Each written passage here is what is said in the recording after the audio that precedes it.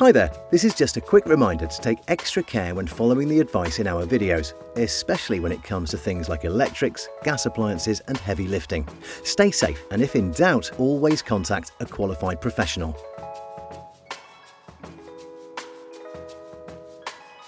If your carbon monoxide alarm goes off, or if you smell gas, open all windows and doors immediately to let fresh air in. If it's safe to do so, find your gas meter box. It's usually in the kitchen or hallway or on the outside of your home. You need a specific key to open your gas box. Keep this key somewhere nearby in a place that's easy to reach. Once the box is open, pull the red lever to cut the gas supply to your home. Make sure you're outside before calling the National Gas Emergency number, which is 0800 111 999. Listen for instructions on what to do next. You should also find the emergency number inside your gas safety box. Thanks for watching. Check out the rest of the videos on our YouTube channel.